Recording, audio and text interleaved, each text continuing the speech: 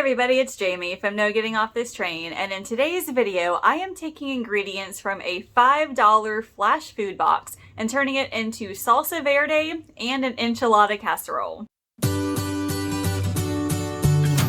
If you have been watching my grocery hauls for the past couple of months, you have seen me talk about Flashfood and all of the cool things I get from it. Now, Flashfood is an app with certain grocery stores on it. You're gonna have to check the app yourself to see if there are any in your area. But those grocery stores will have a big fridge kind of next to their guest services area.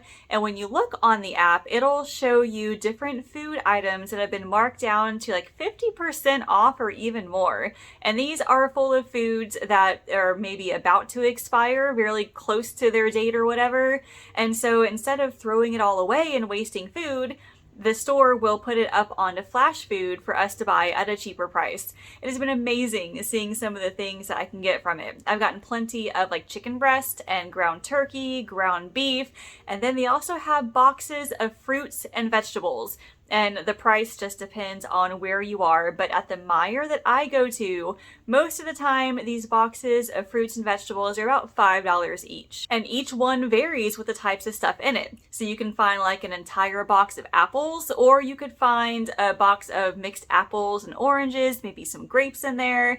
And then as far as vegetables go, I have seen tomatoes, potatoes, bell peppers, tomatillos, things like that. Now in this last box, I got it in last week's grocery haul, and I can link that below for you to check out. But this $5 box had some tomatillos in them, as well as a ton of tomatoes, and then 3 of these multicolored, cool looking bell peppers.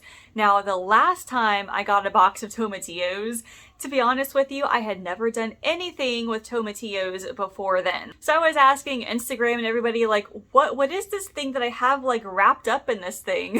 And they're it's a tomatillo, which, I've never cooked with anything like that before. So the last time I got them, I ended up making a salsa verde out of it because a lot of you said to do it because it was really good. So I did that, and I also turned some of it into some sort of a taco soup. This time I wanted to try kind of the same thing again. I wanted to make a salsa verde, but I also wanted to put it in an enchilada casserole. I had made the same recipe a week or two ago, and it was in the slow cooker, so it was really easy to make. But the problem was it was just a little bit on the dry side. So I figure if I put more salsa in it, like this salsa verde, it would give it a much better texture, which it did actually. So why don't we go into the recipe now? I'll show you how I made the salsa verde, and then we'll make the casserole together. I will have the recipes for both the tomatillo green salsa and the enchilada casserole in the description, so make sure you check those out. The first thing I do is unwrap all the tomatillos and then rinse them under water, because once you peel off the wrappings, they're a little bit sticky, so the water helps to rinse it off. And a little hack, I like to put a big bowl right next to my stuff. That way I can just put all of the scraps in there and not have to make a mess. Now, to get the best flavor for the tomatillos, I broil them in the oven. So what I'm doing here is slicing each one in half, and I'm putting them on a baking sheet. And then I just put them under the broiler for, I would say, maybe 5 to 7 minutes. It really didn't take that long for it. And these bell peppers, they are so cool looking. They're a mixture of red and green. I was so excited to see them.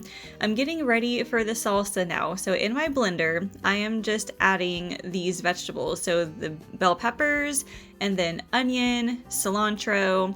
Now I'm just cutting these up in big chunks because I'm putting it in the blender. It's all gonna be blended up anyway. And I'm using the blender because my food processor is broken. So for the food processor, you can get big chunks out, or not really big chunks, but if you want a chunkier salsa, use the food processor. But if you like your salsa kind of liquidous, then the blender is the way to go.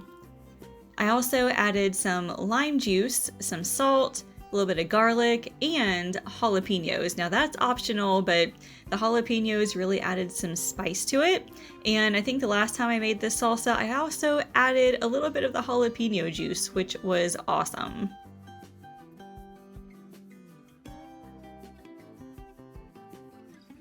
So now the tomatillos are done. As you can see, they're kind of wilted just a teeny bit and they're slightly browned on the top, which is what I wanted to see.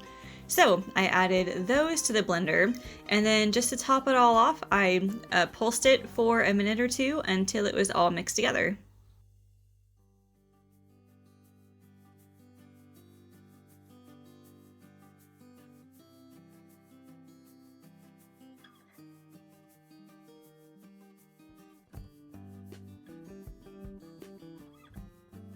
This stuff smells so good, seriously. Now we're gonna get ready for our slow cooker enchilada casserole. Super easy. Now you need 2 cans of black beans, or if you make your dried beans like I do in the Instant Pot, you need about 4 cups worth because there are 2 cups in a can of beans. So then I added a can of diced tomatoes and a packet of taco seasoning. You can use whatever seasoning you want. And then I mixed all of that together. And that's gonna be kind of the base for this casserole. And the first thing I did in the slow cooker was put about a half cup of salsa right on the bottom. And then you just layer it with 3 corn tortillas down below, and then a little bit of the bean mixture, and then a little bit of cheese. And you're gonna do that 3 times. So I only used 1 cup of cheese for this, but if you're a huge cheese fan, I'm sure that 2 cups would make it taste even better. So the very last layer that we're gonna do is just the tortillas, some more salsa, and then the cheese.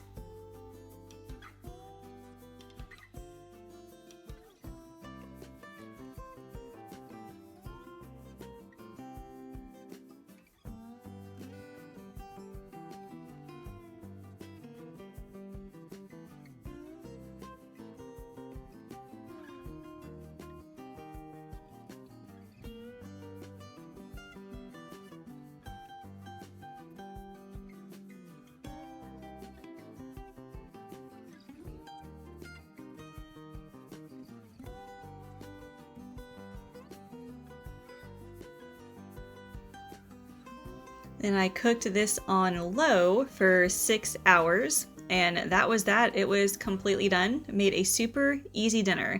Now this makes 6 really good sized servings, and you can eat it by itself, but other side ideas, you could have like a taco salad, some sort of a salad to go with it, maybe some roasted or steamed vegetables, maybe some tortilla chips if you want some extra carbs, and then even to go on top of it, you could add some sour cream, some guacamole, or even some extra salsa.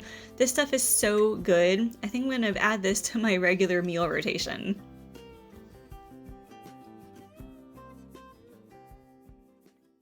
I am so obsessed with Flashfood. I find myself checking it at least a few times a day, and I'm always grabbing boxes of fruit because I eat an apple basically every day, and that is like the cheapest way for me to get that. And using the boxes from Flashfood is also a cheap way to try new foods. Like for example, dragon fruit. I had never tried dragon fruit before until I got a Flashfood box that had one in it. If you would like to try Flashfood for yourself, click the link below, and that way you can see if there are any in your area. And also, if you use that code to sign up, you will get a $5 reward back when you spend at least $10 on your first order. So leave me a comment and tell me, what do you like to do with tomatillos? Now, I've only made like the Salsa Verde. I haven't done anything else with it. So the next time I see a box with them, I want to do it again, but I need like more ideas on what to make with them. So as always, make sure you subscribe, like this video, ring that bell so you'll be notified when more of these videos come out, as well as my other grocery hauls, recipes, and meal planning tips. Thank you all so much for watching. I will see you later. Did you know I offer one-on-one nutrition coaching? Whether your goal is to lose weight, eat healthier, or just want to know how to get started, I can help. You can schedule a free weight loss discovery call by using the link in the description. Thanks for watching, and I can't wait to chat with you.